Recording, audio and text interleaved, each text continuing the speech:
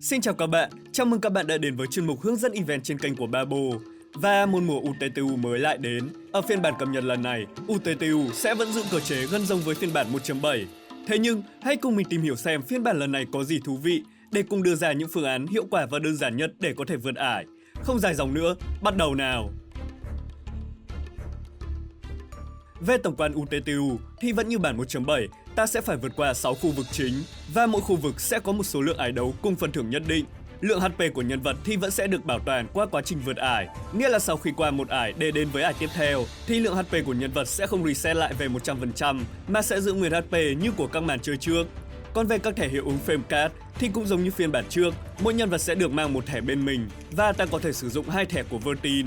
Nhìn chung thì phiên bản đã cập nhật một số hiệu ứng mới cho bộ thẻ, nhưng hiệu ứng của chúng vẫn rất mạnh và ta có thể tận dụng để vượt ải mà không cần tới lựa chọn đội hình. Nên là mình sẽ trực tiếp đi tới phần lựa chọn thẻ hiệu ứng cho UTTU mùa này. Phương án đầu tiên là phương án quốc dân, mang lại hiệu quả tốt trong hầu hết mọi trường hợp.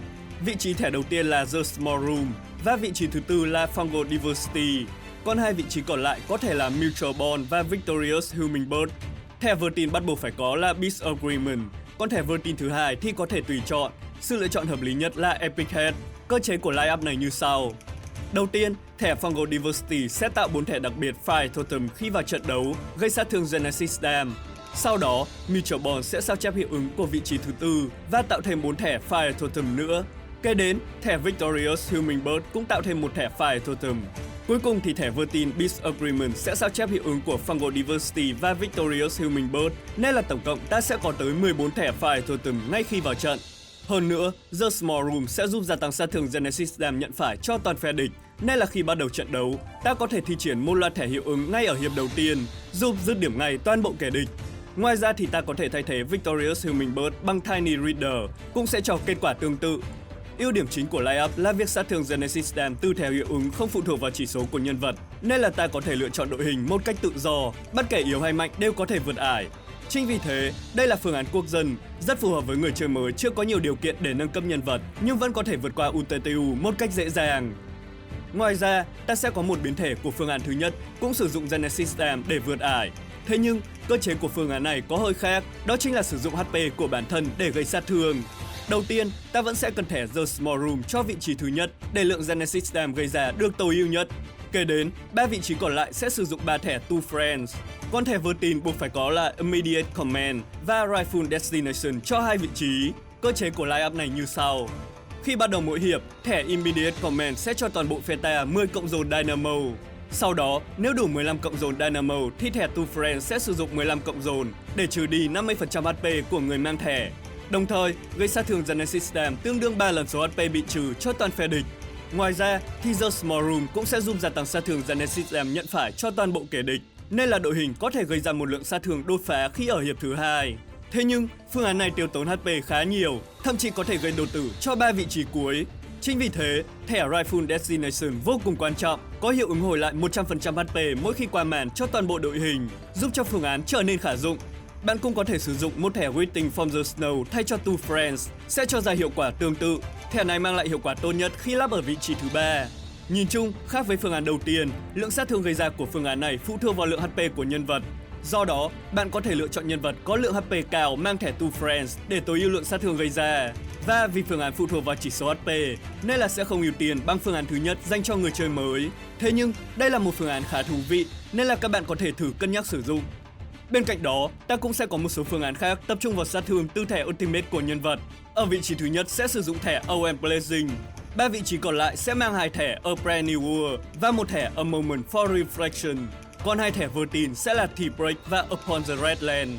Về đội hình, ta có thể sử dụng những nhân vật gây sát thương lớn qua Ultimate như là Zunazi hay là 6, hoặc là những nhân vật cung cấp hiệu ứng gia tăng sát thương tốt qua Ultimate như là Pickle hay là Necrologist chẳng hạn. Cơ chế của line-up này như sau. Đầu tiên, thẻ T-Break sẽ làm giảm giới hạn Moxie của đội hình xuống còn 2 điểm, nghĩa là ta chỉ cần 2 điểm Moxie để có được Ultimate. Sau đó, A Moment for Reflection sẽ cho 2 điểm Moxie ngay khi vào trận, nên là ta sẽ có toàn bộ 4 Ultimate của 4 nhân vật ở hiệp đầu tiên. Kế đến, thẻ OM Blazing sẽ cung cấp một Recast White Lily Potent Plan cho toàn bộ phe ta 6 cộng dồn Ceremonious, giúp gia tăng đáng kể Ultimate Mine cho người nhận buff. Và mỗi khi sử dụng thẻ Ultimate thì thẻ A Brave New World sẽ cung cấp thêm cộng dồn Unsparing, gia tăng sát thương cho toàn bộ đội hình. Từ đó dẫn tới việc ta có thể gây sát thương đột phá qua Ultimate ngay ở hiệp đầu tiên, dứt điểm ngay mục tiêu phe địch. Còn nếu như đội hình của bạn không đủ mạnh để kết thúc ván đấu ở hiệp đầu tiên, thì 3 thẻ OM Blazing, Upon the Red Land và T-Break sẽ tiếp tục lấy thêm Moxie và Ultimate cho đội hình ở hiệp tiếp theo. Lưu ý rằng, sử dụng Ultimate của chủ lực gây sát thương lớn nhất cuối cùng để có thể tận dụng triệt để cộng dồn Unsparing giúp tối ưu sát thương gây ra một cách hiệu quả. Nhìn chung thì phương án này sẽ phụ thuộc phần nào vào sức mạnh của nhân vật. Nếu như bạn đang có nhiều nhân vật gây sát thương mạnh qua Ultimate trong tài khoản thì có thể thử phương án này. Hơn nữa, phương án này sẽ cho lượng sát thương đầu ra cao hơn so với các phương án trên, nên là mình sẽ khuyến nghị sử dụng nếu như các bạn đủ điều kiện. Ngoài ra, ta cũng sẽ có một số biến thể của phương thức gây sát thương qua Ultimate, đó chính là gây sát thương đột phá qua chiêu cuối ngay ở hiệp đầu tiên. Những cách lắp sau đây đều sử dụng một nguồn gia tăng sát thương phụ trợ cho chiêu cuối, nên là ta cũng sẽ cần những nhân vật có hiệu ứng mạnh qua chiêu thức này. Đầu tiên, 2 thẻ vượt tin được sử dụng sẽ là T-Break và Peace Agreement, còn thẻ hiệu ứng ở vị trí thứ nhất sẽ là A Moment for Reflection. Bộ thẻ này sẽ hướng tới việc đội hình có ngay 4 thẻ Ultimate ngay ở hiệp đầu tiên. Kế đến, ở biến thể đầu tiên, ta sẽ lắp 2 thẻ Fungal Diversity và Shoulder Hot Dog Tikis cho 2 trong 3 vị trí cuối, còn vị trí còn lại có thể là thẻ bất kỳ.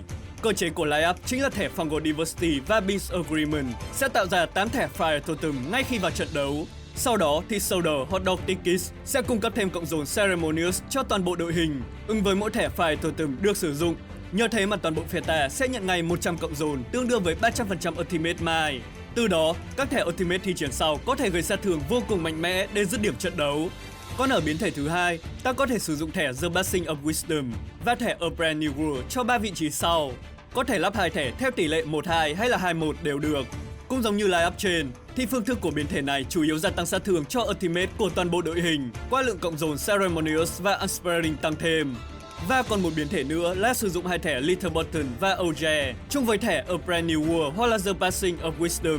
Phương án này sẽ tận dụng lượng bạo kích tăng thêm từ cộng dồn Lucky, và vì lượng cộng dồn được gia tăng lớn nhất cho vị trí thứ tư, nên là ta có thể sắp xếp chủ lực gây sát thương chính ở vị trí này.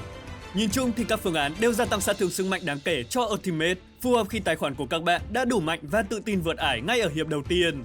Ngoài ra thì ta cũng nên chú ý sử dụng Ultimate của chủ lực chính gây sát thương lớn nhất sau cùng ở tất cả mọi phương án để tối ưu lượng sát thương đầu ra một cách hiệu quả nhất. Có một mẹo nhỏ cho các bạn chơi auto khi sử dụng phương án dồn sát thương qua Ultimate, chính là cơ chế sẽ tự động dùng Ultimate cho nhân vật sắp xếp từ trái sang phải. Do vậy, các bạn có thể sắp xếp chủ lực mạnh nhất ở vị trí thứ tư và yếu dần về vị trí thứ nhất để Ultimate của nhân vật được thi triển đúng thứ tự. Và đó là một số phương án phổ thông để các bạn có thể vượt qua UTTU mùa này một cách dễ dàng. Nhìn chung, UTTU mùa này không quá khó khăn, thậm chí còn dễ hơn so với UTTU mùa trước, nên là các bạn cũng có thể sử dụng những cách lắp thẻ trên cho khu vực cuối cùng. Tuy nhiên thì trên đây chỉ là những phương án phục vụ cho đại đa số người chơi. Các bạn hoàn toàn có thể sáng tạo thêm nhiều cách kết hợp thẻ khác để cho ra hiệu quả tốt hơn. Trên đây là những chia sẻ của mình về UTTU ở phiên bản 1.8. Nếu các bạn cảm thấy hữu ích, đừng quên nhấn like và subscribe để mình có thêm động lực làm video. Chúc các bạn có một buổi sáng, buổi trưa và buổi tối tốt lành. Xin cảm ơn và hẹn gặp lại!